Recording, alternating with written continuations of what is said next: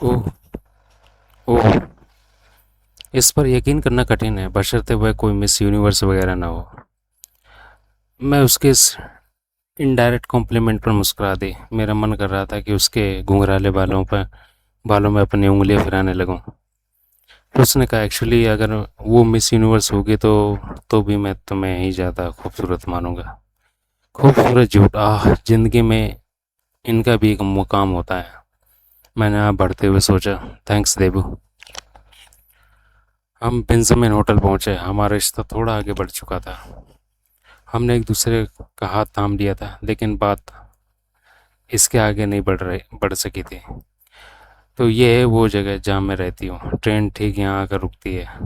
मैंने Subway sign की ओर इशारा करते हुए कहा। हमने बहुत अच्छा वक्त गुजारा। ट्रीट के लिए थैंक्स। यू आर वेलकम, मैंने कहा। बाय। मेरा दिल बैठ सा गया। मैं नहीं चाहती थी कि वो चला जाए। हे, एक चीज़ उसने कहा।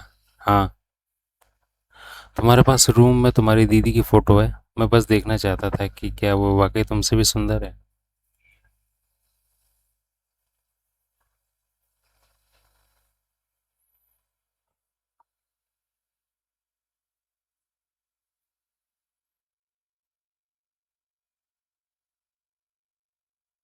क्या ये उसकी तरफ से एक पहल है?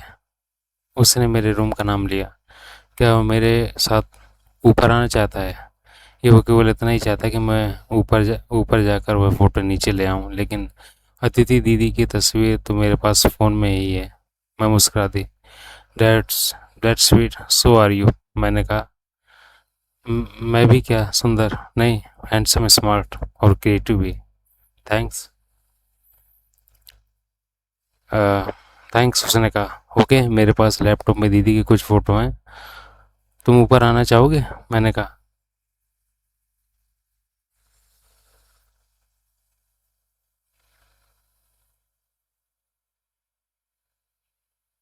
नो वे, वह तुमसे ज़्यादा सुंदर तो नहीं है, देबू ने कहा। ओह कम ऑन, अदिति दीदी का कोई जवाब नहीं है। लिसन, श्योर वो सुंदर है, लेकिन तुमसे ज़्यादा नहीं। तुम्हारे फीचर्स बेहतर हैं। लेकिन मेरी माँ तो कभी ऐसा लेकिन मेरी माँ ने तो कभी ऐसा नहीं कहा, मैंने कहा। इसके पीछे कोई पंजाबी कहानी होगी। ये है कि जितनी गोरी चमड़ी उतनी ही खूबसूरती। नॉनसेंस। हम बेड के किनारे बैठे थे। मेरा लैपटॉप बीच में रखा था। स्क्रीन पर 2 साल पुराना एक फैमिली एल्बम खुला हुआ था। मैं अपनी पूरी ज़िंदगी एक पढ़ाकू गंभीर लड़की ही रही हूँ। दीदी को हमेशा मुझसे सुंदर माना गया। सॉरी, वो तुम्हारी बहन है, लेकिन वो हमेशा ऐसे कपड़े पहने नजर आ रही हैं जैसे उन्हें कहीं पार्टी में जाना हो, जबकि ये तो घर की तस्वीर है। वो ऐसी ही है। तुम्हारा चश्मा बहुत कमाल का हुआ करता था। मैं हंस पड़ी।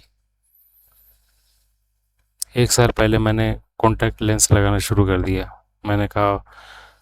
और एक तस्वीर की ओर इशारा करते हुए कहा, ये पापा हैं। सिंपल, खामोश रहने वाले इंसान।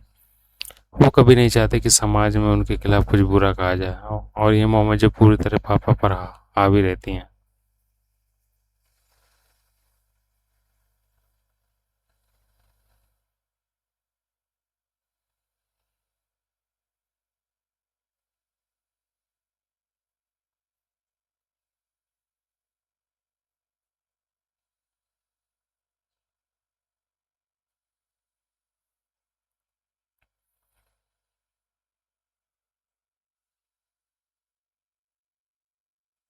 देबू तस्वीरों को गौर से देखता रहा।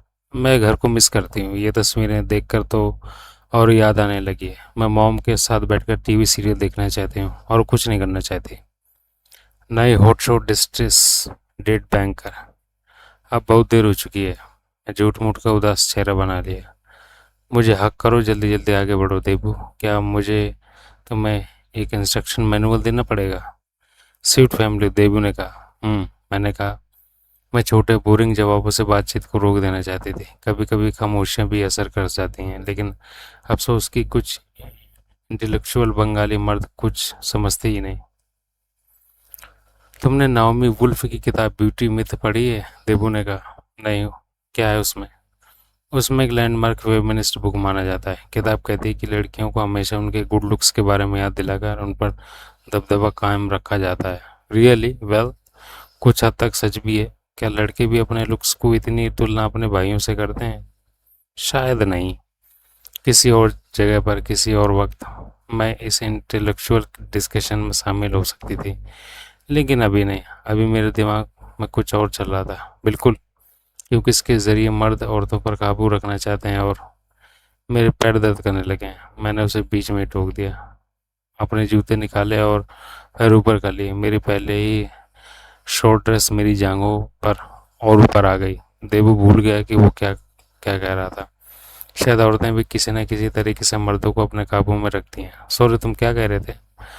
कुछ नहीं, मैं तुम्हें वो बुक दूंगा। मुझे इन हिल्स में इतना पैदल चलने की आदत नहीं है। अगर मैं तुम्हें फुट मसाज दूं तो कैसा रहेगा? और आखिरकार इस पर रिपब्लिक डे पर बहादुरी का अवार्ड देवाशीष सेन को ही दिया जाना चाहिए, मैंने मन ही मन अनाउंस किया। रियली, तुम्हें आता है? ये उन कुछ बेवकूफ़ाना बातों में से थी जो लड़कियों को कहनी पड़ती हैं। तुम्हें अपनी मासूमियत दिखाने के लिए ऐसी बातें बोलनी पड़ती हैं।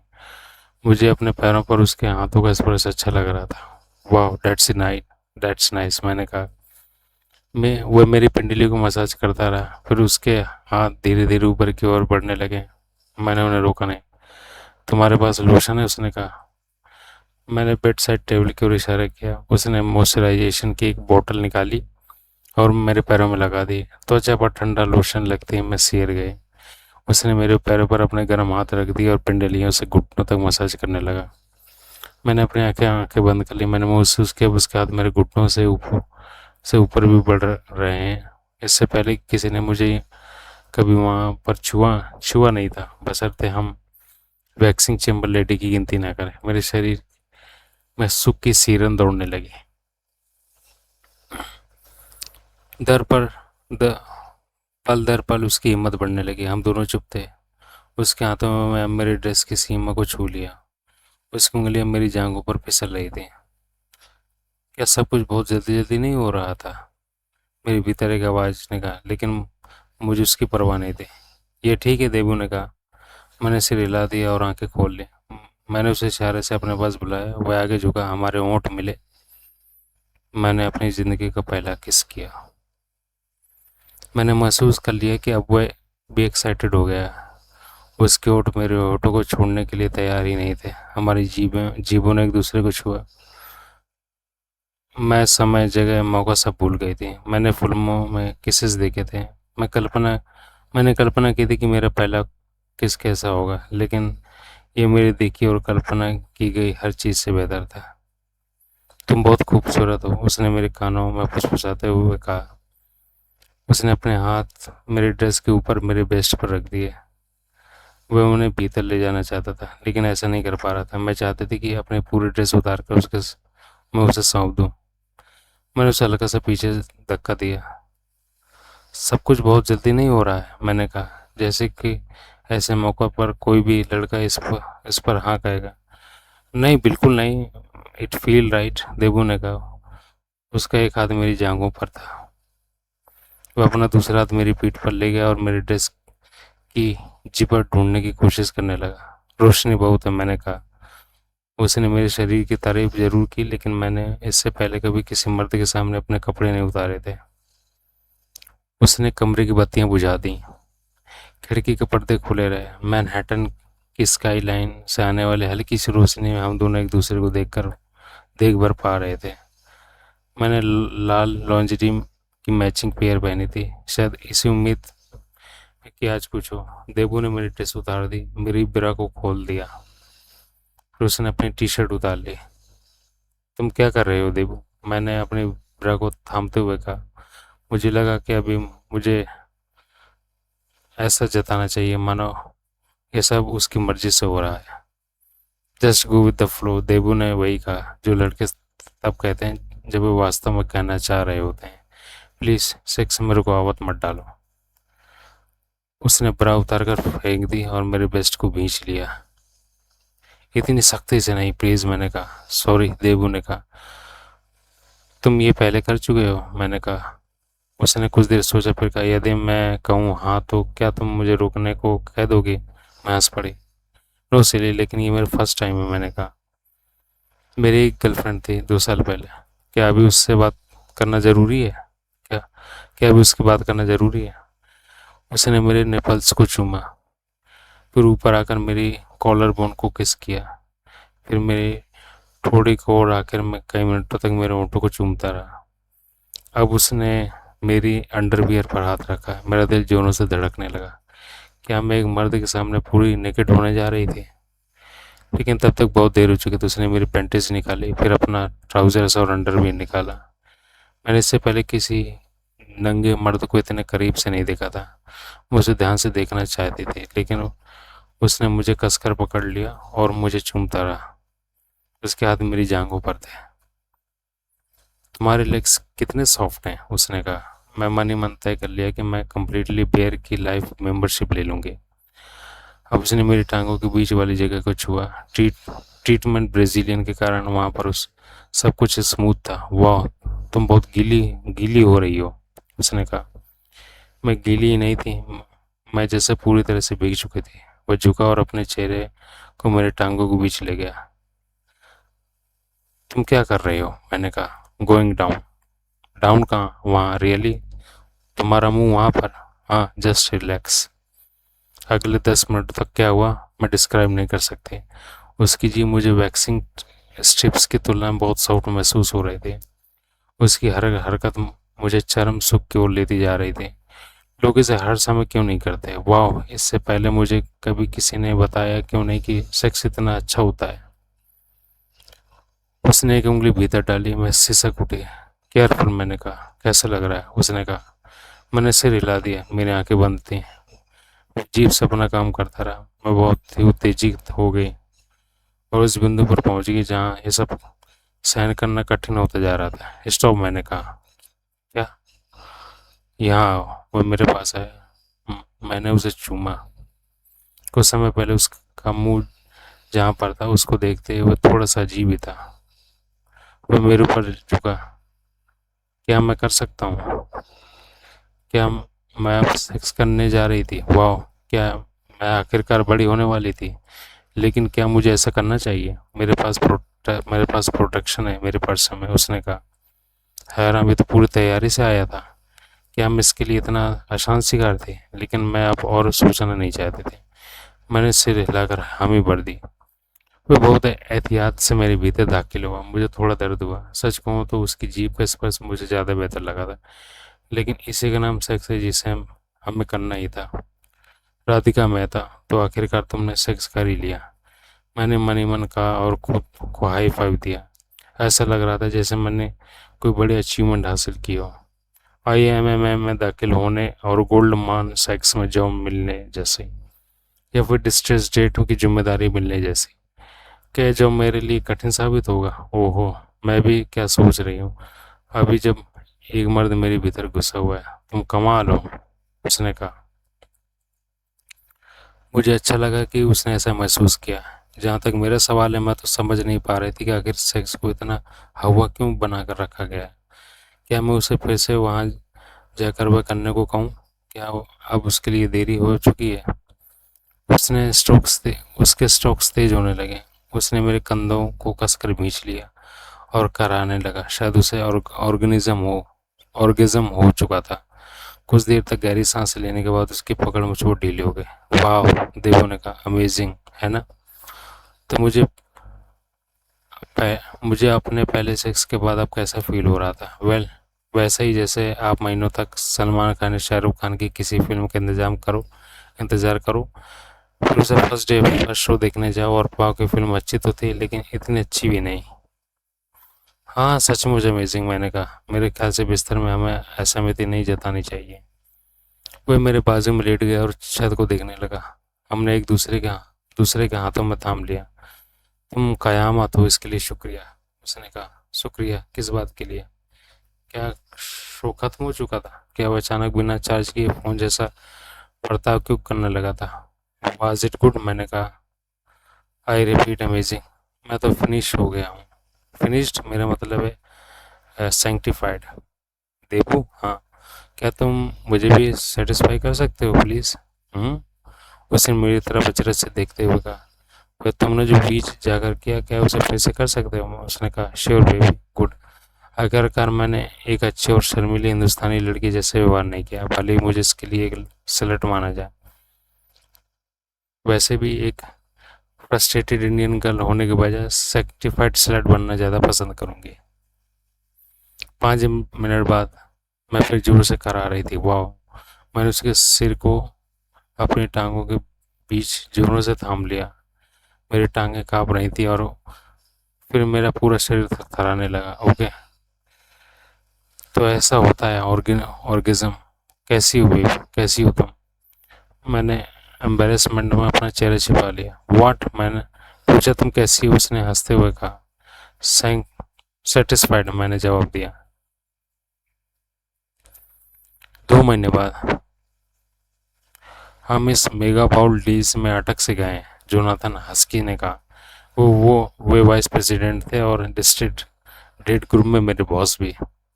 मेरा फ़ोन घनघनाया। मैंने समय देखा। शाम के 7 बज चुके थे। मुझे 1 घंटे में देवू से मिलना था, लेकिन अब ये नामुमकिन जान पड़ता था।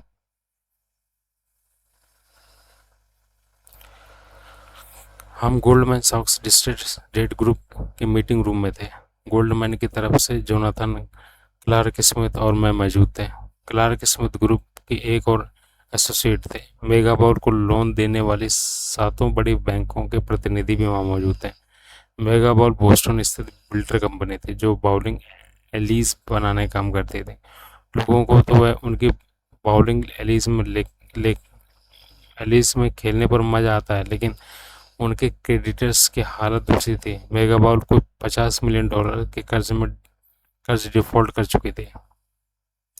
कोई एसेट नहीं बचे हैं। कंपनी के पास ढेर सारे बाउलिंग पिन्स और बाउलिंग बॉल्स के सिवा कुछ नहीं है, जोनाथन ने कहा। $50 मिलियन रिकवर करने के लिए तो बहुत सारे बाउलिंग बॉक्स की दरकार होगी, मैंने मन ही मन सोचा।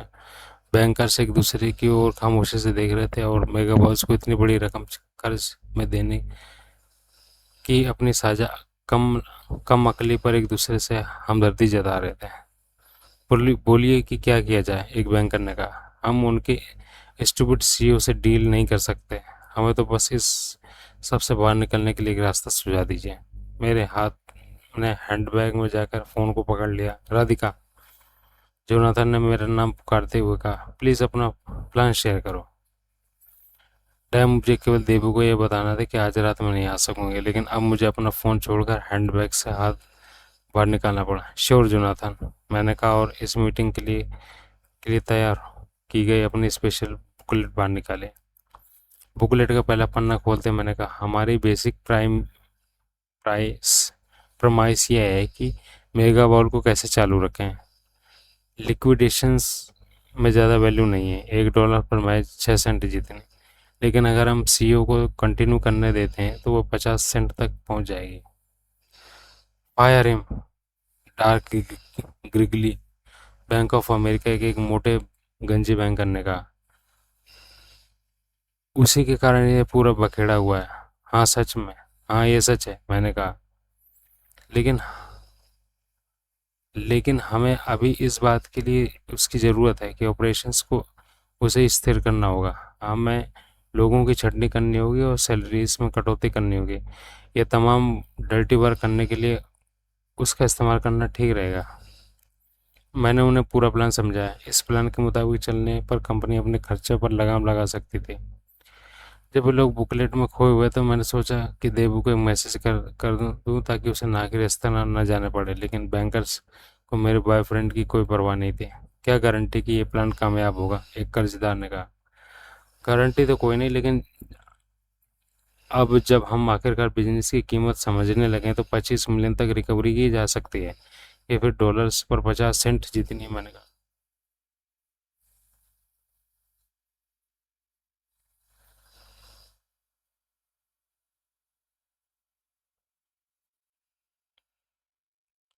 30 सेंट ही दे सकते हैं, जोनाथन ने कहा।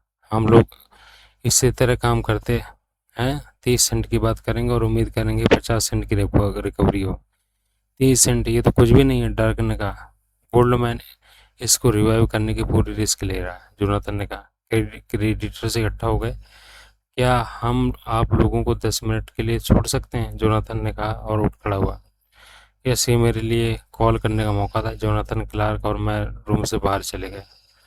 मैं दौड़कर अपने क्यूबिकल में गई और देबू को फ़ोन लगाया। हाँ बेबी, कहाँ हो तुम? मैं बस निकलने ही वाला हूँ। तुमने मेरा मैसेज देखा? देबू ने कहा। नहीं, मैं भी अभी मीटिंग से बाहर आई हूँ। क्या? हम एक डील फाइनल करने वाले हैं, मेरी पहली डील एक्चुअली, लेकिन 7:30 बज चुके हैं और 8 बजे की बुकिंग है। कॉमेडी सेलर लेट एंट्री नहीं मिलती है। आई एम सो सॉरी, क्या तुम इसे कैंसिल कर सकते हो? लेकिन हम पहले पे कर चुके हैं, $10-15, $15-15 पता है, लेकिन आई एम सॉरी। क्या रियली? उसने कहा। उसकी आवाज़ धीमी हो चली। एक काम करो ना, इसके बदले आज रात मेरे घर आ जाओ। कब? डिनर करो और आ जाओ। मैं ओके ओके ओके, अभी तुम नीचे जाओ।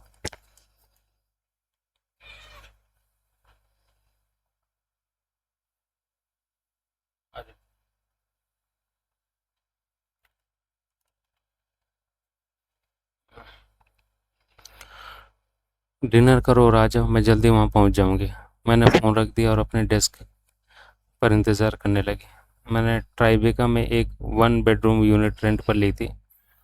ट्राइबेका वॉल स्ट्रीट की सबसे पुरानी रेसिडेंशियल बसाहटों में से थी। देबू के पास एक एक्स्ट्रा चाबी थी क्योंकि वह अक्सर मेरे घर आया करता था। मैं अभी ब्रुकलिन वाले उसके रूम पर पहुंच कुछ मरतबा जा चुकी थी। एक टिपिकल बैचलर रूम जिसे वह 2 और लड़कों के साथ शेयर करता था।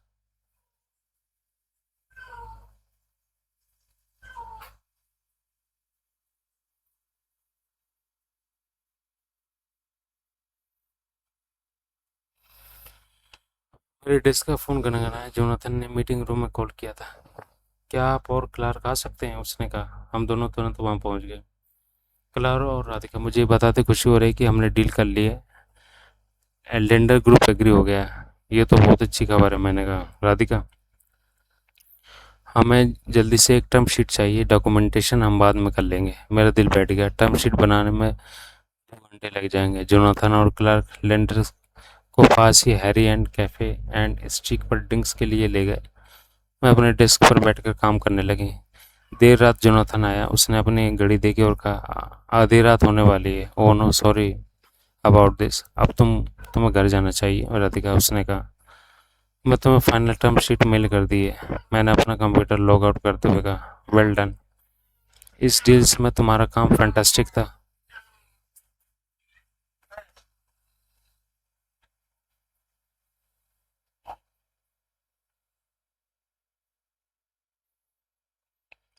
मैंने तुम्हें फाइनल टर्म शीट मेल कर दी है। मैंने अपना कंप्यूटर से लॉग आउट करते हुए कहा, वेल डन। इस डील्स में तुम्हारा काम फैंटास्टिक था। तुम ग्रुप के लिए एक रियल एसेट हो। जोनाथन ने कहा। गोल्डमैन बिल्डिंग से निकलते समय मेरे दिल में एक मीठी खुशी थी। जोनाथन के शब्द मेरे दिमाग में गूंज रहे थे। मैं उन्हें देबू को बताने के लिए बेचैन थी। I am sleeping baby. जैसे ही मैं बेडरूम की सीलिंग लाइट चालू की, मुझे देबू की शिकायती आवाज़ सुनाई दी। सॉरी, मैंने लाइट करते हुए कहा। उसके बाद वो बेड साइड लैंप जला दिया। कितना बजा? उसने उन्नीदी आवाज़ में कहा। 12:30। क्या? अभी तक ऑफिस में थी? हाँ, क्या करती? ये मेरी पहली बिग डील है। पता है जोनाथन ने मुझसे क्या कहा? क्या? उसने कहा, राधिका तुम ग्रुप के लिए एक बिग एसेट हो। हाँ, क्यों नहीं। वो लोग तुम पर सारा काम जो ला दे रहे हैं। ऐसा नहीं है, वो लोग भी देर तक रुके थे। डॉक्यूमेंटेशन, बहुत सारी छोटी छोटी चीज़ों पर ध्यान देना होता है। उसी में देर हो गई। डिनर किया? No baby. क्या? देवी बेड से उठ बैठा। समय ही नहीं मिला। ये तो हद है, रुको। तो बिस्तर से उठा, लिविंग रूम में ओपन किचन तक गया और फ्रिज अंडों की ट्रे निकाल ली। मैं तुम्हारे लिए कुछ भुर्जी बना देता हूँ, तुम ब्रेड के साथ खा लेना। तुम सोचा मैं कुछ और ले लूँगी? तुम्हें कुछ हॉट खाना चाहिए? मेरा हॉट बॉयफ्रेंड कैसा रहेगा? यहाँ आओ। मैंने उसकी टी शर्ट पकड़कर उसे खींचा और चूम लिया। सॉरी, मुझे आने में देर हो गई। चलो उसकी भरपाई कर लेते हैं। उसने मुझे धक्का दिया। पहले अंडे। फिर वो भुर्जी बनाने लगा। उसने अंडे फेंटे और प्याज टमाटर छीले और स्टोव पर सॉस पैन रख दिया। 10 मिनट बाद उसने मेरे सामने डिनर पेश कर दिया। ट्राई, उसने कहा। मैंने एक बाइट ली। कैसा है? Yummy, thank you, welcome. Debu, सुनो क्या? I love you. I love you too, लेकिन तुम्हारे दर्शन ही नहीं हो पाते। Sorry baby.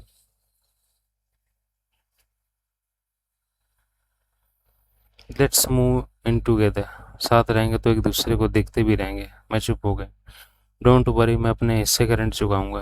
अरे वो बात नहीं है, लेकिन उसका मतलब होगा लिव इन, यानी कि एक सीरियस रिलेशनशिप।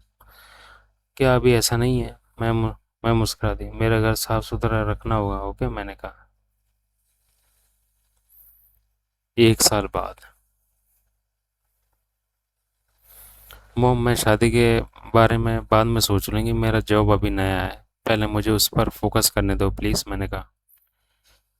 मैं वॉल स्ट्रीट स्टेशन प्लेटफॉर्म के सबवे स्टेप्स पर दौड़ रही थी। शुक्रवार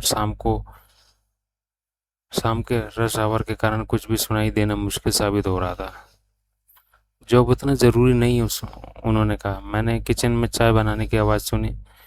यहाँ शाम के 8:30 बजे थे, लेकिन इंडिया में सुबह के 6 बजे थे।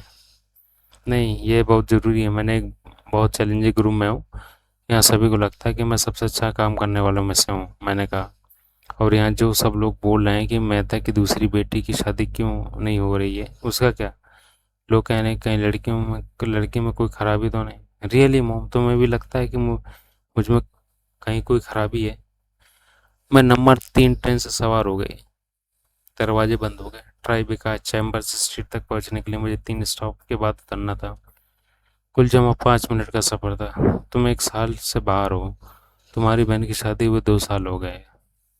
कम से कम हम लड़का तो देखना शुरू कर दें। इसमें बहुत समय लगता। अदिति दीदी खुद शादी करना चाहती थी। मैं नहीं चाहती। तुम शादी करना नहीं चाहती? अभी नहीं। मेरी लाइफ को तो देखो, रात के 8:30 बजे हैं। आप जाकर मैं घर पहुंची। इतनी देर? ये किस तरह का जॉब है आखिर? क्या मेरी लाइफ के हर पहलू को क्रिटिसाइज करना बंद करेंगी? मुझे अभी शादी वादी नहीं करनी है। फिर तुम क्या चाहती हो?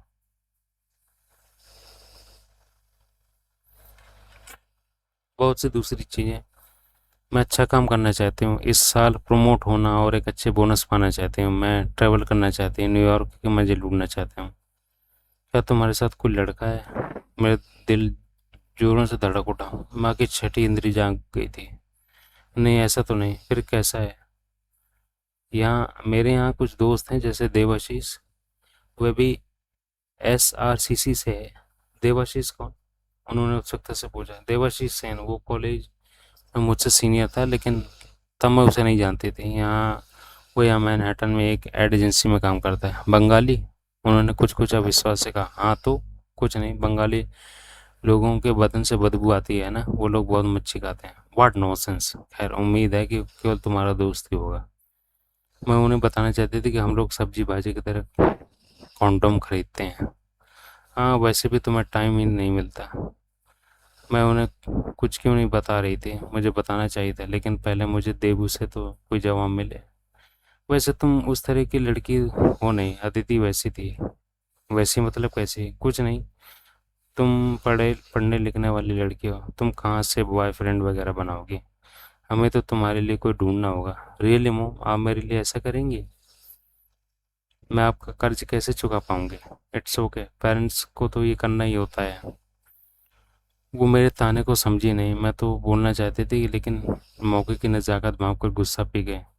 मेरे स्टेशन आ गया है। डैड कैसे हैं? चाय का इंतज़ार कर रहे हैं। वो भी ये समझने की कोशिश कर रहे हैं कि रिटायर्ड लाइफ का क्या करें। आपको पैसा मिल गया? हाँ, बहुत पैसा था बेटा। डैड से कहो कि अपनी कार बदल लें, कम से कम एक होंडा सिटी ही ले लें। मारुति तो अब म्यूजियम में रखने लायक चीज़ हो गई है। हाँ, मैं कह दूंगी, लेकिन हमें अपनी बेटी से पैसा लेना अच्छा नहीं लगता। क्यों? अगर मैं बेटा होती तब भी आप यही बोलते। लेकिन तुम बेटा तो नहीं हो। तो क्या हुआ? मैं आपकी संतान हूँ। मैं आपकी लाइफस्टाइल बेहतर बनाने में मदद क्यों नहीं कर सकती? फिर भी बेटी की बात और होती है। मॉम, आप तो जानती हैं कि मुझे इस तरह की बातों में गुस्सा आता है। आज का दिन बहुत मुश्किल से भरा था। 13 घंटे लंबा। क्या आप मुझसे कोई अच्छी बातें नहीं कर सकती? We miss you.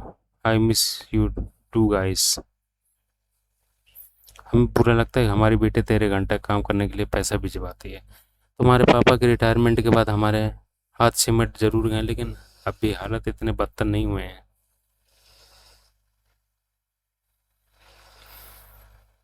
फिर वही मॉम, आप चुप हो जाइए और मुझे अपनी फैमिली के लिए कुछ करने दीजिए, चिल्लाकर बात मत करो। अभी यहाँ सुबह ही हुई है, तो आप भी मुझे इरिटेट क्यों कर रही हैं? मैंने कहा मैंने कहा कि अगर अभी से शादी की बात नहीं चलाऊंगी तो तुम्हारा घर कैसे बसेगा? Bye mom. मैं अब और बहस नहीं कर सकती। डैड के साथ चाय पीजिए। ठीक है, आजकल के बच्चों को बहुत ही हाई फाई हो गए हैं, कभी भी फ़ोन लगा देंगे, कभी बात करना बंद कर देंगे, कभी भी चिल्लाने लगेंगे। मैंने 3 गहरी सांस ली और सॉरी कहा। जाओ, आप जाकर आप आराम कर लो, इतने इतना पैसा कमाना भी अच्छी बात नहीं। मैं अपार्टमेंट में दाखिल हुई। देवी लिविंग रूम में बैठा फुटबॉल देख रहा था। उसने एक लूज ग्रे टी शर्ट और ब्लैक शॉर्ट्स पहनी थी। हाथों में तो एक बियर का कैन। हे, उसने एक टीवी से नजरें हटाए बिना कहा हाय। मैंने बुझी आवाज में कहा, क्या उसके लिए सोफे पर उठकर मुझे हक देना भी मुश्किल है? मैंने अपनी जैकेट निकाली और उसे डाइनिंग टेबल पर रख दिया। मैंने देखा कि वहाँ मिस्टर चाउ ट्राइबेका के एक चाइनीज रेस्तरां के बाउल से रखे थे। तुमने खाना ऑर्डर किया था? हाँ, मेरा कुछ बनाने का मन नहीं हो रहा था, फिर टीवी गेम भी चल चल रहा था। लेकिन ये कितना गंदा। तुम कुछ हेल्दी फूड ऑर्डर नहीं कर सकते थे? मेरा मेरा चाव चीप है, इसको 2 दिन तक खा सकते हैं। मैंने डाइनिंग चेयर पर अपना हैंड बैग पटक दिया। कभी कभी मुझे लगता था कि देवी कुछ ज़्यादा ही पैसे बचाने के फेर में रहता था। मैंने माँ को फ़ोन लगाया था। मैं उनसे बात करना चाहती थी, लेकिन आखिर मैं माँ पर चिल्ला पड़े। उसने टीवी से नज़रें हटाए बिना कहा, ये तो अच्छी बात नहीं। देबू, क्या तुम 1 मिनट के लिए अपना टीवी बंद कर सकते हो? मैंने लगभग चिल्लाते हुए कहा। देबू ने कुछ हैरत से मेरी तरफ देखा और टीवी तो बंद नहीं किया, लेकिन उसने म्यूट कर दिया। क्या हुआ बेबी? मैं यहाँ एक थका देने वाले दिन के बाद घर आई हूँ। तुम कम से कम मुझे देखकर खुश होने का दिखावा तो कर सकते हो। ऑफ कोर्स मैं खुश हूँ बेबी, गिव मी हग। जब मैं घर आऊँ तुम ऐसे दूर से केवल ही मत कहो। वो अपनी सीट से उठा, मेरे पास आया और मुझे हक कर लिया। मैंने उसे दूर धकेला। मेरे कहने पर नहीं, अपने मन से करो। आज मेरी माँ से बहुत बहस हुई। किस बारे में? गेस करो, बेटी की शादी को लेकर ही होगी, और क्या। हाँ देबू, मैंने कहा। माँ और मेरे बीच हर हफ्ते कम से कम एक बार शादी को लेकर बहस होती ही थी। देबू इस बारे में जानता था। मैं उम्मीद थी कि इस मामले में कुछ करेगा, लेकिन उसके लिए तो एक stupid minor league American football game ज़्यादा ज़रूरी था। उनकी बातों पर इतना ध्यान मत दो, वो ओल्ड फैशन है। उसने एक पेपर प्लेट निकाली, उस पर कुछ नूडल्स लिए और मुझे थमा दी। मेरे अनिश्चित भविष्य के मुआवजे के तौर पर वो चीप चाउमीन और एक प्लेट। देबू, रियली तुम्हें यही लगता है कि मुझे ये बात परेशान कर रही है? और क्या।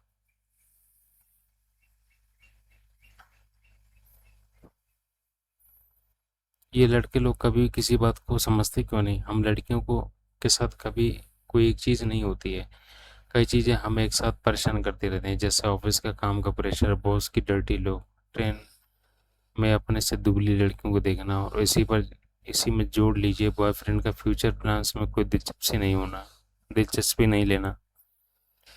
जी नहीं, बात केवल इतनी ही नहीं है। मैं अपनी आवाज़ में खुद जितना संभाल सकती थी उतना संभालते हुए मैंने कहा, ओह। उसने अचरज जताते हुए कहा, देबू ये क्या है? क्या हुआ? मैंने क्या किया? वही जो तुमने नहीं किया। हक, ओह, उसके लिए सॉरी। बात हक की नहीं है, बात हमारी। क्या सचमुच तुम्हें कुछ समझ नहीं आ रहा कि तुम ये दिखावा कर रहे हो? बेबी, साफ साफ बोलो। मैंने प्लेट को परे सरका दिया। मैं नहीं खाना चाहती थी, और ना ही देवी की वो बेबी बेबी की रट सुनना चाहते थे। हुआ क्या है देबू? हम कहाँ जा रहे हैं? मतलब? मैंने रिमोट उठाया और टीवी बंद कर दिया। हम यानी कि हम अपनी रिलेशनशिप में कहाँ जा रहे हैं? मेरी माँ को मेरी शादी कर देना चाहती हैं। तुम सुन रहे हो या नहीं? लेकिन तुम तो शादी नहीं करना चाहती ना? कम से कम अभी तो नहीं, राइट? उसने कहा, लेकिन हमारा फ्यूचर क्या है?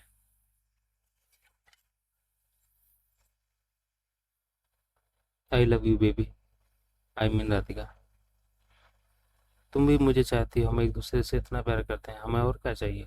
ये तो सब ठीक है, लेकिन मैं तुम्हें प्यार करता हूँ, लेकिन कभी कभी मुझे लगता है कि मैं तुम में कुछ ज़्यादा ही इन्वॉल्व हो रही हूँ। मैं किसी और के बारे में सोच ही नहीं पाती। ये तो अच्छी बात ही है ना, लेकिन हमारा कोई फ्यूचर है या नहीं? हम केवल रेंट और सेक्स की ही शेयर करते हैं रहेंगे? ऐसा मत बोलो। मैं सोफे पर आकर बैठ गया और टीवी चला दिया। वह आया, उसने टीवी बंद कर दिया। तुमने टीवी क्यों चालू किया? उसने कहा। जब तुम्हें बात करने में कोई दिलचस्पी नहीं है तो मैं और क्या करूँ? ये दिखावा कर देंगे जैसे कोई प्रॉब्लम ही नहीं है। ठीक है, मैं बात करूँगा। श्योर, मैं सुन रही हूँ। मेरे जॉब्स की प्रॉब्लम से मुझे प्रमोशन का इंतज़ार है। वो अगले महीने मिल सकता है। हाँ, लेकिन कौन जाने नहीं भी मिले। मेरे 2 कलीग्स ने बॉस को बोल दिया कि मैं प्रमोशन लायक नहीं हूँ। ऐड की दुनिया में गला काट प्रतियोगिता होती है। मैं बहुत टेंशन में हूँ। मेरे लिए तो बहुत बुरा है, लेकिन इसका हमसे क्या सरोकार है? मैं एक सीनियर क्रिएटिव डायरेक्टर बनना चाहता हूँ। मुझे प्रमोशन और पैसा चाहिए। शादी करने से पहले मैं खुद को मजबूत बना लेना चाहता हूँ। मुझे अपने करियर पर फोकस करना है।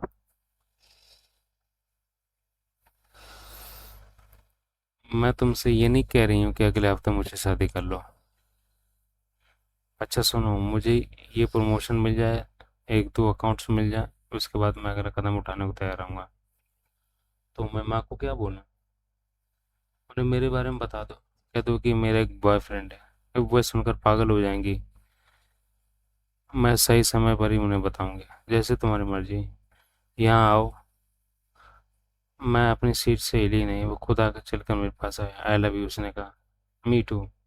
सॉरी मैंने तुम्हें तंग किया। हम बिस्तर पर लेटे थे। उसे वह अपनी उंगली से मेरी बाँह पर दौड़ा रहा था। आज रात नहीं दीपू, मेरा मूड नहीं है। तुम्हें अच्छा लगेगा? नहीं। उसने मेरे बेस्ट पर हाथ रख दिया। मैंने उसे दूर कर दिया। अपना करियर पर फोकस करो दीपू। यहाँ वहाँ ध्यान मत भटकाओ। Good night.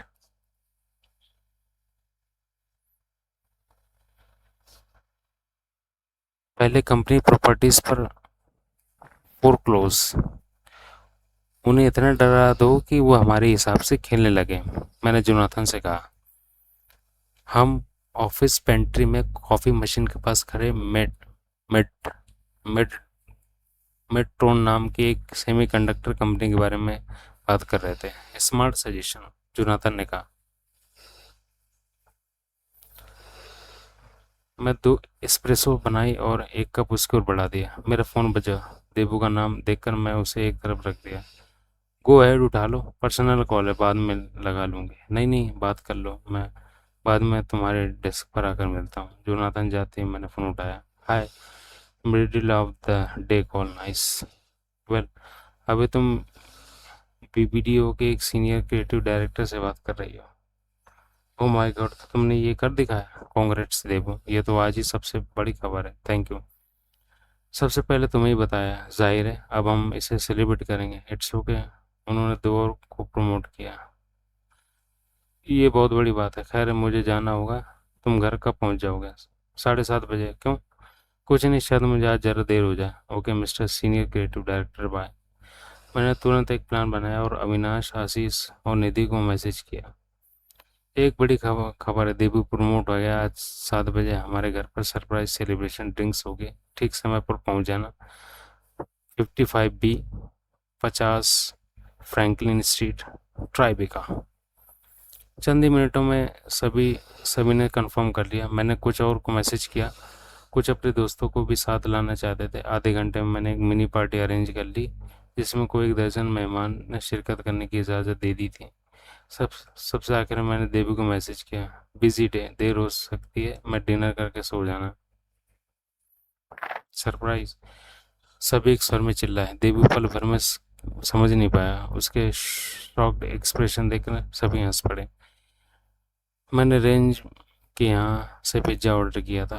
होल फ्रूट्स के यहाँ से सैलेड, नट्स और बाहरी स्नैक्स आए थे। फ्रीजर में शैंपेन थी। ये पहली बार था जब मैं और देबू छोटे से अपार्टमेंट में इतने सारे लोगों से मिल रहे थे। लिविंग रूम में हंसी ठट्ठा गूंज रहा था। इसे देखकर मुझे लगा जैसे मेरी दुनिया पूरी हो गई है। मैंने बत्तियां मध्यम करते और म्यूजिक जला दिया। क्या शानदार पार्टी है, निधि ने कहा। लेकिन तुम मेरे साथ कभी ऐसा कोई सरप्राइज मत करना, आशीष ने कहा, जो कि अब वो निधि का पति था।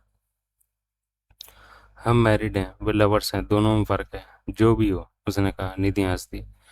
मैंने अपने कंधों पर किसी का हाथ महसूस किया। मुड़कर देखा तो देबू था। वो मेरी आंखों में गहरे झांक रहा था। आई लव यू, उसने कहा। आई लव यू टू, मैंने कहा। देबू ने मुझे होठों पर चूम लिया। आशीष ने सीटी बजाई। सभी हमारी तरफ देख रहे थे। मैंने अपना चेहरा छुपा लिया। मैं अपनी ज़िंदगी में इससे खुश पहले कभी नहीं थी। मैंने तो तुम्हें दोपहर को ही बताया था। तुमने ये सब कैसे कर लिया? देबू ने कहा। मैंने आधे दिन की छुट्टी ले ली। मुझे इतना स्पेशल फील कराने के लिए शुक्रिया super woman. You are welcome, लेकिन पार्टी के बाद घर की सफाई करने में तुम्हारी मदद करनी होगी, मैंने कहा।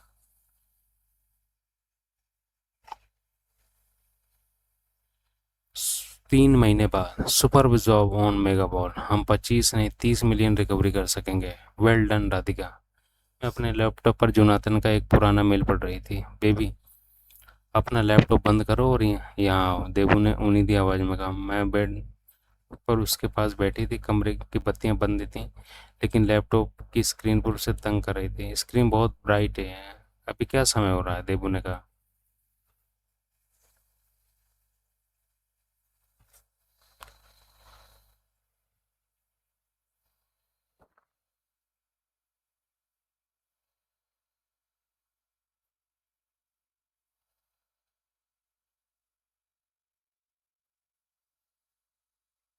वेट।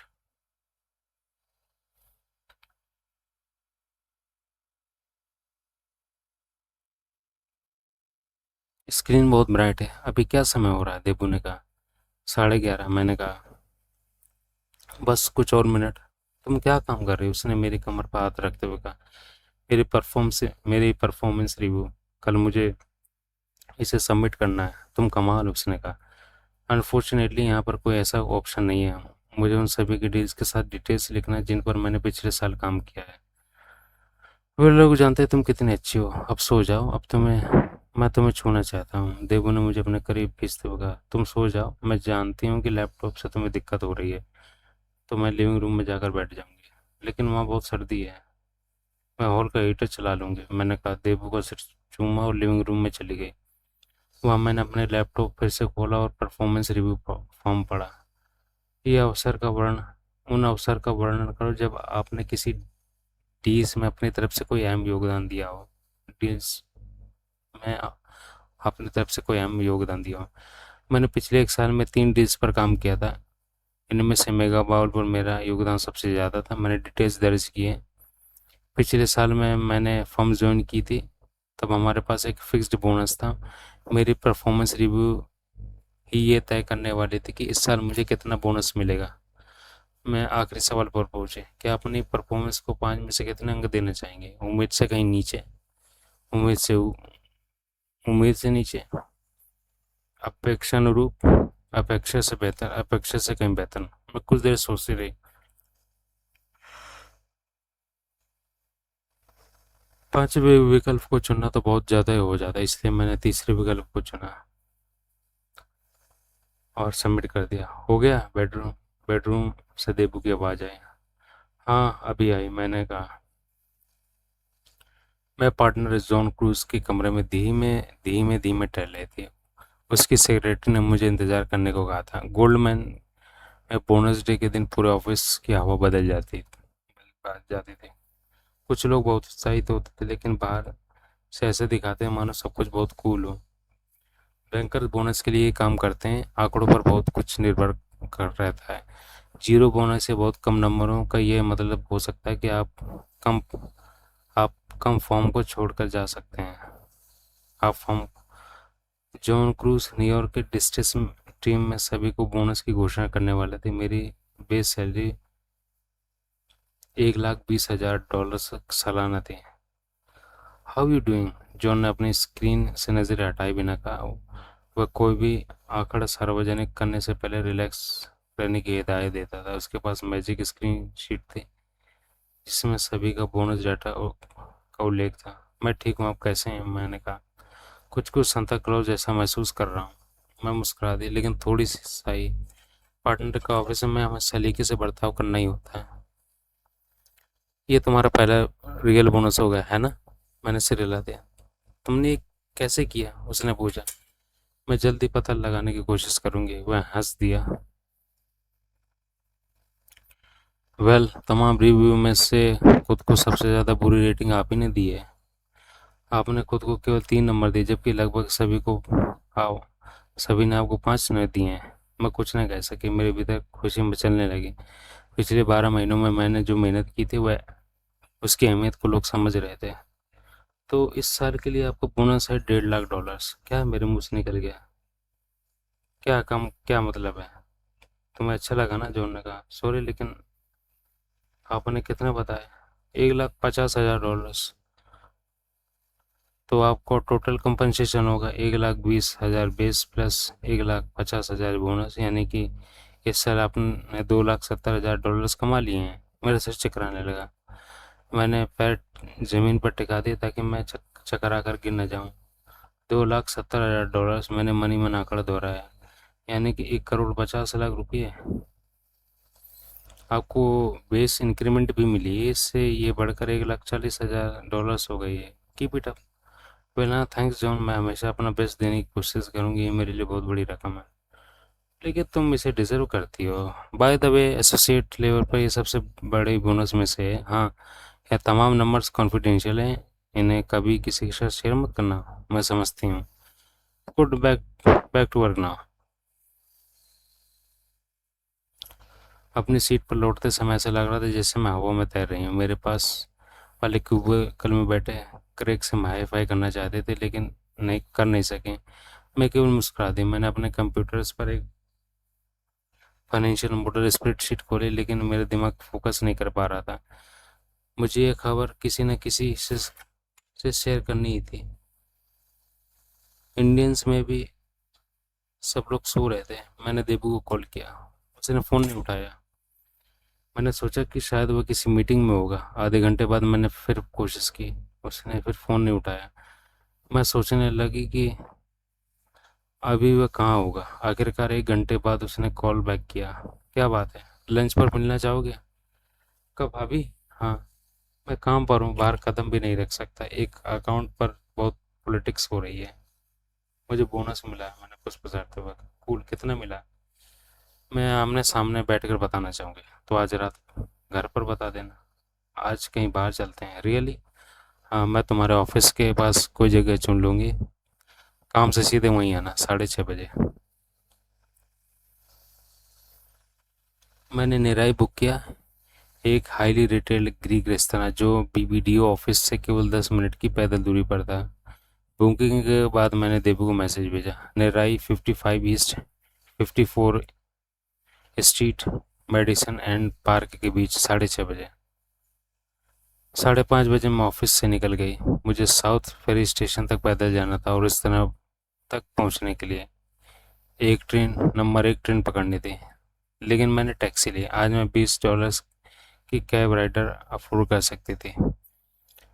न्यूयॉर्क की येलो टैक्सी ने एफडीआर ड्राइव ली, जो मैनहट्टन के ईस्ट कोस्ट में सटा एक हाईवे है।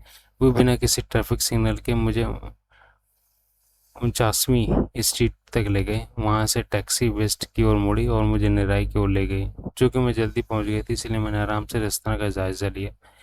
ईंट की सभी दीवारों पर ग्रीक पेंटिंग्स टंगी थी। मैंने वाइन लिस्ट देखी और ग्रीक रेड वाइन ऑर्डर कर दी।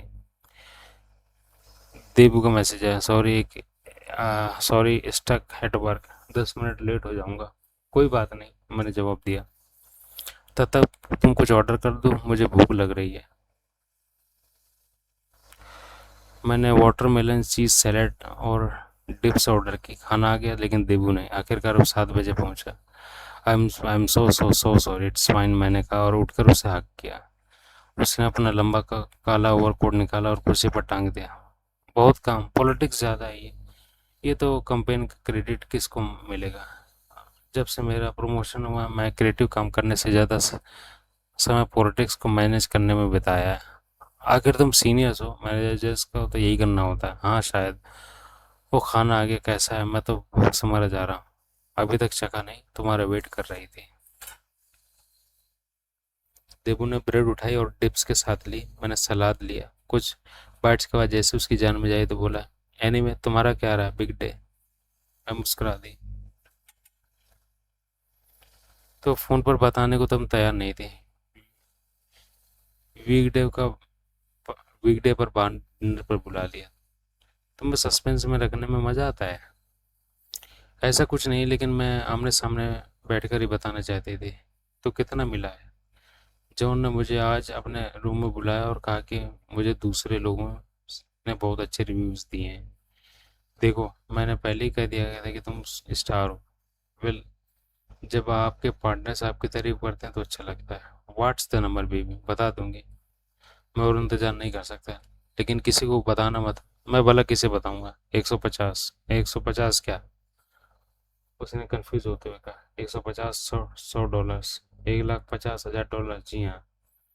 You mean total compensation? तो मैं ऑलरेडी 1,20,000 मिलते हैं तो ये 30 रुपये बोनस? जी नहीं, 150 बोनस, टोटल 270। देवू का मुंह खुला खुला रह गया। यानी कि तुमने पिछले साल 2,70,000 डॉलर्स कमाए? जी हाँ। ओह, होली फक, ये बैंके भी। वेल, सभी को इतना नहीं मिला है, लेकिन मुझे 5 रेटिंग मिली थी, इसलिए इतना ज़्यादा मिला। नाइस, उसने दबी हुई आवाज़ में कहा। वेटर ऑर्डर लेने आया।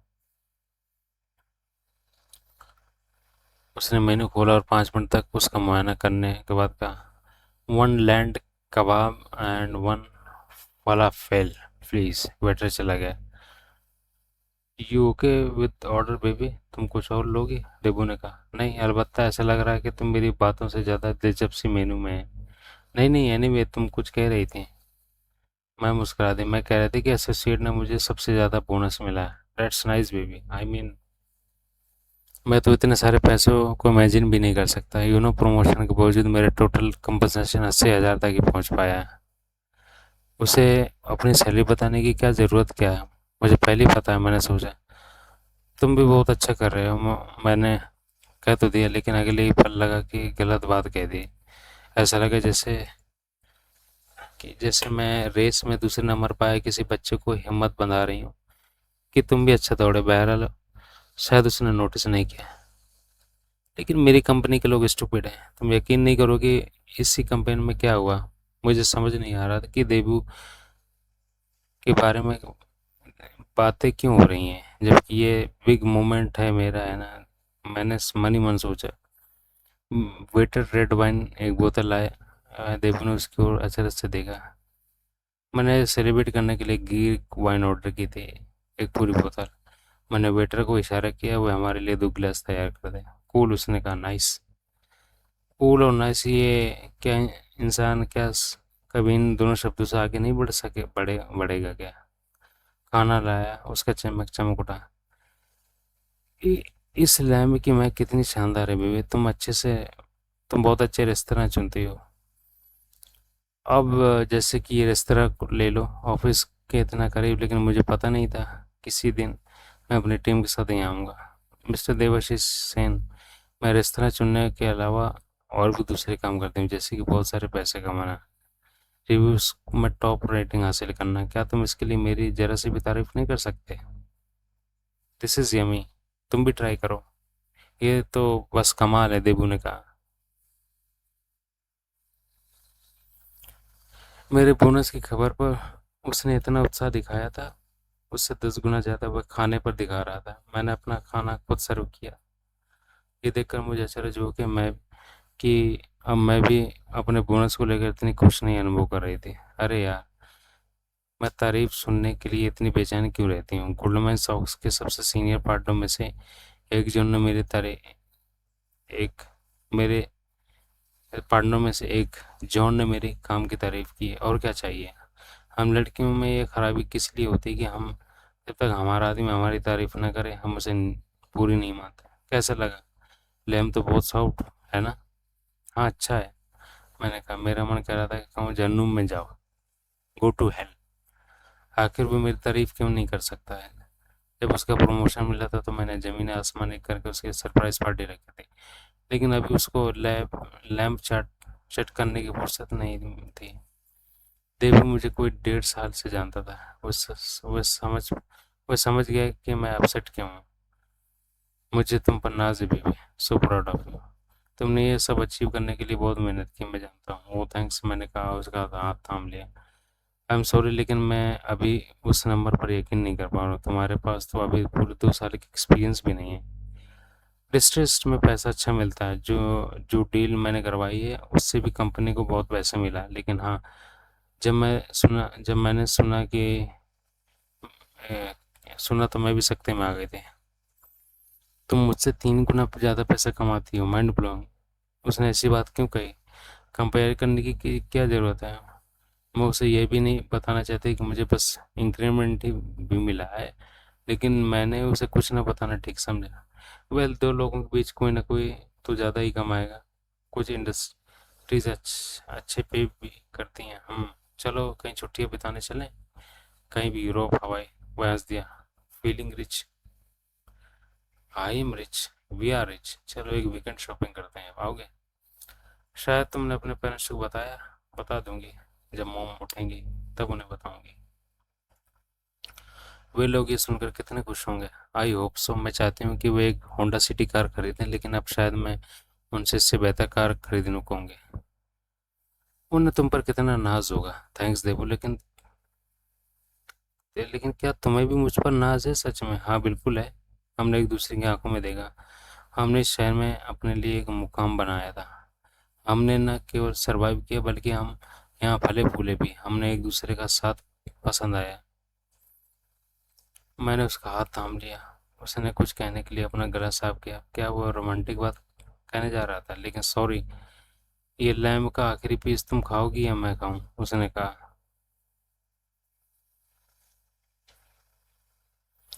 पूरे 1.5 लाख डॉलर्स, मैंने फ़ोन पर माँ को बताया। रुपये में बताओ। अभी $1 45 के बराबर है। मान लो 70 लाख रुपया। ये तुम्हारा बोनस है।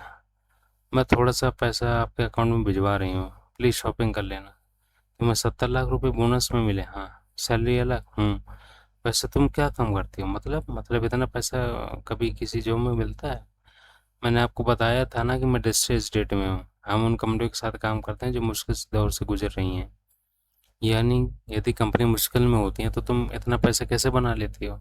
मैं हंसती। हो जाता है, डैड पास में।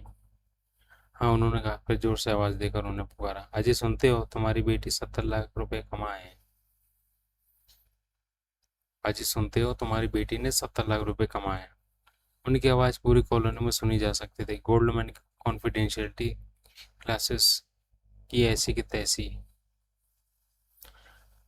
मैंने डैड को भी बोनस की पूरी रमट सुनाई। 1 मिनट की चुप्पी के बाद उन्होंने भावुक आवाज में कहा, इतना तो एसबीआई चेयरमैन को भी नहीं मिलता। तुम अभी 24 साल की हो। मेरी गुड़िया इतना इतना इतनी बड़ी कब हो गई? मैं अपने आंसुओं को रोक नहीं पाई। अब मैं अब भी आपकी गुड़िया ही हूँ डैड। वह जो आपकी उंगली पकड़ कर स्कूल जाते थे। मैंने उनके सुबरने की आवाज़ सुनी। मेरे पापा घर के सभी औरतों से ज़्यादा रोते थे। I am so proud of you. I love you. I miss you. घर जल्दी आना। आऊँगी। क्रिसमस के आसपास मैं छुट्टियाँ लूँगी। आपको क्या चाहिए? क्या मैं आपके लिए कुछ ला सकती हूँ? नहीं, बस मेरे लिटिल घर को मेरे पास जल्दी से जल्दी ले आना। मैंने फ़ोन रख दिया। मैं एक लंबे समय के बाद इतना रोई थी। किसको मालूम था कि $2,70,000 आपको इतना इमोशनल बना सकते हैं। चैप्टर 13। चीयर्स। जोनाथन ने टोस्ट उठाते हुए कहा, मेरे अमेजिंग एसोसिएट क्रैग और राधिका के लिए। हमने अपने अपने गिलास उठा लिए। डिस्ट्रेस डेट की परंपरा के मुताबिक पूरे ग्रुप ने बोनस अनाउंसमेंट वीक के शुक्रवार को ड्रिंक्स का मजा लिया। हम हैरिस कैफे एंड स्टीक पर आए थे, जो कि गोल्डमैन बिल्डिंग से मैच 5 मिनट के फासले पर था। ये वॉल स्ट्रीट का एक इंस्टीट्यूशन था जहां सीनियर्स बैंकर्स और सीईओ लंच करते थे और दुनिया के सबसे बड़ी डील्स को अंजाम देते थे। हम कोई 20 लोग बार एरिया में बैठे थे। जॉन क्रूज केवल चंद मिनटों के लिए आए, सीनियर एमडी और वाइस प्रेसिडेंट से बतियाए और अपने हैम्पस्टन बीच हाउस में वीकेंड मनाने चले गए। लोग यहाँ अपनी बीवियाँ, पतियों, गर्लफ्रेंड, बॉयफ्रेंड के साथ आए थे। मैंने भी देबू को बुलाया था। आखिरकार मैंने हिम्मत जुटाई थी कि उसे अपनी टीम के सामने ला सकूं। Happy with your number? Craig ने मुझसे पूछा। भले ही गोपनीयता कायम रखना कितना ही जरूरी क्यों ना, बोनस गॉसिप से बढ़कर कोई और चीज़ बताने के लिए नहीं हो सकती थी। ये मेरा पहला बोनस है। खुशी तो होगी। उम्मीद है कि उन लोगों ने तुम्हें अच्छा पे किया होगा। हे, ये तो जोनाथन की वाइफ है ना? मैंने सब्जेक्ट बदलते हुए कहा। मैंने जोनाथन के डेस्क पर उसकी तस्वीर देखी थी। हाँ, ये वही क्लारा है। तुम्हारा साथ देने के लिए कोई आ रहा है? मैंने पूछा।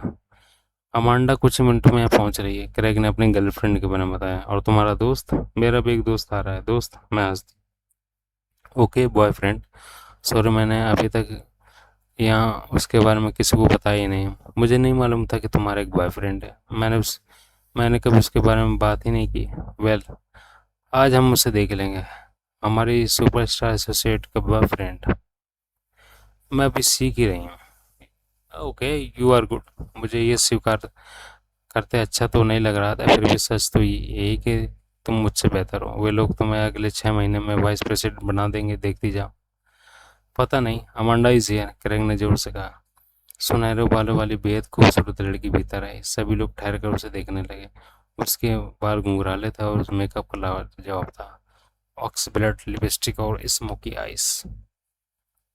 वो आया और क्रेग को हक किया। पल भर में एसोसिएट होने के बावजूद एक सुपरस्टार बन गया। मैंने अपना फ़ोन चेक किया। अभी भी काम मिल जाई हूँ। सॉरी, देबू का मैसेज था, जल्दी आओ। यहाँ सब आ गए, मैंने जवाब दिया। क्रेग ने अमांडा से मेरा परिचय कराया। मैंने तुम्हारे बारे में बहुत सुन रखा है, अमांडा ने कहा। सच में? क्रेग हमेशा आपकी बात करते रहते हैं। आप कितनी अच्छी निगोशिएटर हैं और अपने काम को में कितनी अच्छी हैं। ऐसा नहीं है, बस कभी कभी मेरी किस्मत साथ देती है, मैंने हंसते हुए कहा। मैं कम्प्लीमेंट्स पर इस तरह रिएक्ट करती थी। मैं थैंक यू कहकर उसे स्वीकार नहीं करती थी, उल्टा तारीफ को नकार देती थी। तो आप एक्ट्रेस हैं? मैंने कहा। हाँ, अभी एक थिएटर में छोटा सा पार्ट कर रही हूँ। टीवी और मूवीज़ के लिए भी ऑडिशन दे रही हूँ। लेकिन ये बहुत मुश्किल है, इसलिए साथ में मैं पार्ट टाइम पियानो टीचर के रूप में भी काम करती हूँ। आप इतनी खूबसूरत हैं, आपको ज़रूर अपनी मंजिल मिल जाएगी। न्यूयॉर्क में खूबसूरत लड़कियों की कोई कमी नहीं है, अमांडा ने कहा। लेकिन तुमसे खूबसूरत कोई नहीं, क्रैग ने कहा और उसे सिर पर किस किया। वे खिलखिलाकर हंस पड़े। पार्टी में सभी की नज़रें अमांडा पर जमी थी। मैं अमांडा जैसा बनना चाहती थी, पता नहीं क्यों। मैंने ऐसा सोचने के लिए मन ही मन खुद को लताड़ लगाए कि अमांडा के पास कोई ढंग की जॉब नहीं थी। वो फाइनेंशियली डील्स नहीं कर सकते थे। वो साल के $2,70,000 नहीं कमाती थी। लेकिन इसके बावजूद अमांडा इतनी हॉट थी और मर्द उसके आसपास तितलियों की तरह मंडरा रहे थे। लेकिन मेरी ज़िंदगी में आने वाला इकलौता मर्द अभी तक गायब था। दीपू, कहाँ हो तुम? मैंने उसे फिर एक मैसेज भेजा। उसने एक घंटे तक कोई जवाब नहीं दिया। तब तक मैं अपने ग्रुप के सभी लोगों के बीवी से मिल चुके थे और 3 ग्लासेस शैंपेन पी चुके थे। मेरा सिर कुछ कुछ चकराने लगा। देबू ने 9:30 बजे फ़ोन लगाया। देबू ने 9:30 पर फ़ोन लगाया। देबू, कहाँ हो तुम? सब लोग जाने वाले हैं, तुम्हें मैसेज मिला है कि नहीं? हाँ, लेकिन ये मुसीबत आज ही होनी थी। मैं तुम्हें बाद में बताऊंगा। उसके आसपास लोगों की आवाज़ आ रही थी। अभी तुम कहाँ? मैं अपनी टीम के साथ नीचे ड्रिंक्स लेने आया। देबू, लेकिन तुम्हें तो ड्रिंक्स के लिए आज मेरे ऑफिस आना था। मुझे तुम्हें सबसे मिलाना था। स्टूपिड पॉलिटिक्स हो रही, मुझे लोगों से बात करनी पड़ेगी, लेकिन मैं आऊँगा। कब तक? 1 घंटे में। तब तक सब खत्म हो जाएगा। रियली देबू? तुम्हें भी आज ही काम लेकर बैठना था। मैं उलझा हुआ हूँ, मैं तुम्हें बता नहीं सकता यहाँ पर कैसे पीठ पर वार किए जाते हैं। देबू, तुम्हारे ऑफिस में क्या होता है? उससे मुझे कोई सरोकार नहीं। तुमने कहा था कि तुम आओगे। मुझे लगा था मैं आऊँगा। वैसे भी यहाँ पर बैंकर लोग ही हैं ना। मुझे इनमें कोई दिलचस्पी नहीं। रियली? लेकिन मैं एक बैंकर हूँ। मैं भी एक बैंकर हूँ। तुम्हारी बात अलग है, लेकिन बैंकर लोग हमेशा पैसे और डील्स की बात करते हैं। देबू, वे लोग भी इंसान हैं। आज यहाँ सब लोग अपने अपने पार्टनर के साथ आए हैं। मैंने किरे को बता दिया था कि तुम आ रहे हो। अब मुझसे क्या कहूँ? यही कि मेरा बॉयफ्रेंड किसी काम में व्यस्त हो गया। ठीक है, बाय। तो मैं 1 घंटे में वहाँ आऊँ या नहीं? रहने दो। पीठ पर वार करने वाले अपने कलीग्स के साथ ही रहो। It's okay, bye. मैंने फ़ोन रख दिया। फिर मैंने शैम्पेन का एक गिलास उठाया और सांसें पूरी पी गई। जोनाथन ने मुझे देख लिया। शायद किसी को फ्रेंच बबल्स का मजा लेते हुए आहिस्ता आहिस्ता पीना पसंद नहीं है, उसने कहा। हे जोनाथन, किरिंग ने मुझे बताया कि तुम्हारा बॉयफ्रेंड आ रहा है। वह किसी काम में फंस गया। ओह, ये तो बुरा हुआ है। वह क्या करता है? मुझे खुद भी नहीं पता कि वो क्या करता है। वो मैं कहना चाहते थे, लेकिन मैं गहरी सांस ली। खुद को काबू में किया। वह एक मेडिसिन एवेन्यू पर काम करता है, एडवर्टाइजिंग में। ओह, नाइस। दर क्रिएटिव टाइप्स। हाँ, शायद। बैंकर और क्रिएटिव, क्या अच्छा कॉम्बिनेशन है। 45 मिनट बाद सभी लोग छोटे छोटे ग्रुप्स बनाकर हैरिस की ओर चले गए। मैं उनके अपने अपने डिनर प्लान्स थे, मेरा कोई प्लान नहीं था। मैं बाहर चली आई और एक कैब ढूंढने लगे, लेकिन शुक्रवार होने के कारण मुझे कोई कैब नहीं मिली। मैं सबवे में गई और अपने फ़ोन को देखा। देबू ने कोई कॉल या मैसेज नहीं किया था। मुझे सहसा याद आया कि मैंने कुछ खाया नहीं था। मैं बाहर चली गई और पैदल ही घर की ओर जाने लगी। रास्ते में मैंने अपने लिए एक पिज़्ज़ा स्लाइस ली। इस हालत में भी मैंने सोचा कि उस इडियट देबू ने खाना खाया होगा या नहीं। ये सोचकर एक पिज़्ज़ा उसके लिए पैक करवा लिया। मैं घर पहुंची तो देखती हूँ कि देबू महाराज कुर्सी पर बैठे टीवी देख रहे हैं। तुम यहाँ? मैंने कहा। वह उठा और मेरे हाथ में पिज्ज़ा बॉक्स और हैंडबैग ले लिया। उसने मेरे हाथ से पिज्ज़ा बॉक्स और हैंडबैग ले लिया। मैंने अपना विंटर कोट पहन निकाला और हैंगर पर टांग दिया। मैं 10 मिनट पहले ही आया हूँ, उसने कहा। तुमने खाना खाया? No, it's no not really, बस कुछ बाहर स्नैक्स में पिज्ज़ा लाई हूँ, खा लो। Thanks baby, don't don't baby me, just eat. तुम अपसेट हो? कुछ हुआ क्या? भला एक कैसा सवाल हुआ? क्या देबू के दिमाग से पैदल है? मैंने कोई जवाब नहीं दिया। हम लिविंग रूम में अपनी छोटी सी डाइनिंग टेबल पर सामने सामने बैठ गए। मैंने बॉक्स से पिज्ज़ा स्लाइस निकाले और उन्हें प्लेट में रख दिया। लुक सेमी, उसने कहा। मैंने पिज्ज़ा स्लाइस की ओर देखा और मुझे अमांडा की याद आई। मैं दावे से कह सकती हूँ कि वो इस तरह की चीज़ें नहीं खाती होगी। यही तो उसकी खूबसूरती का राज है। जब मुझे ख्याल आया कि मैं कैलोरी बम डिनर खा रही हूँ तो मुझे गुस्सा आ गया। मैंने प्लेट सरका दी। क्या हुआ बेबी? डेबू ने कहा। उसके मुंह में खाना भरा था। मुझे भूख नहीं है। क्यों?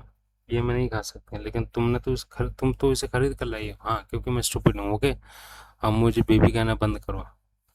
देबू ने पंजना स्लाइस नीचे रख दी। सुनो, मैं जानता हूँ कि तुम अपसेट हो क्योंकि मैं तुम्हारी पार्टी में नहीं आया, लेकिन आज का दिन मेरे लिए बहुत मुश्किल था। उन लोगों ने मुझे और मेरे दो जूनियर्स को अंडर आर्मर अकाउंट से बाहर कर दिया है।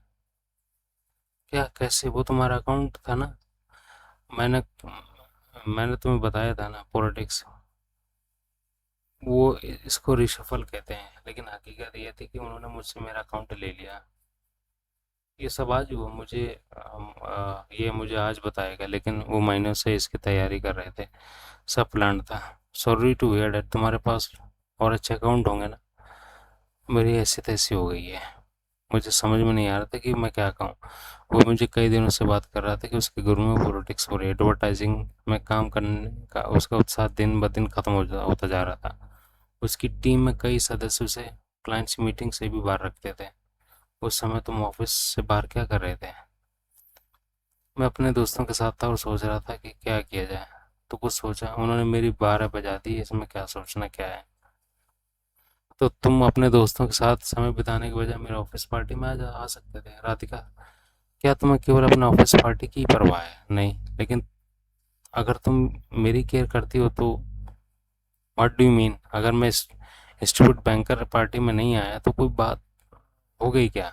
मैं उठ खड़ी और टेबल पर जोर से मुक्का मारा। ये कोई स्टूपिड बैंकर थिंग नहीं थी, ये मेरी पार्टी थी। मुझे इस हफ्ते एक बहुत बड़ा बोनस मिला है और यहाँ पर उसी बात का सेलिब्रेशन हो रहा था। मैं चाहती कि थी तुम मेरी टीम से मिलो और मेरी टीम तुमसे मिले। Did you get did you get it? बैठ जाओ।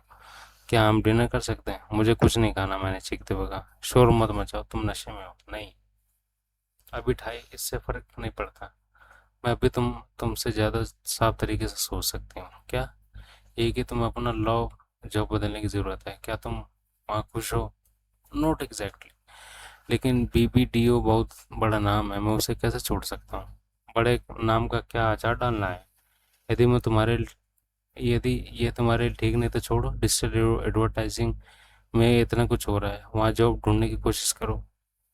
ये इतना आसान नहीं है। फिर वो लोग स्टार्टअप्स हैं और उनका कुछ तय नहीं। ठीक है, फिर जहाँ वहीं बने रहो, लेकिन हर बात की शिकायत मत करो। क्या मैं तुमसे कुछ शेयर भी नहीं कर सकता? कर सकते हो, लेकिन इसमें कोई इलाज भी तुम्हें खोजना होगा ना। लेकिन तुम तो इस बारे में कुछ करते ही नहीं हो। व्हाट डू मीन कि इस बारे में कुछ नहीं करता? मेरी माँ मुझे हर हफ्ते फ़ोन लगाती है। वो चाहती है मैं अपने लिए कोई लड़का पसंद करूँ। मैं तुम्हें हर बार ये बताती हूँ कि क्या इससे कोई हिंट मिली? मैं वह चुप रहा। मैं सभी टची टॉपिक्स को एक ही बार में खोल दिए थे।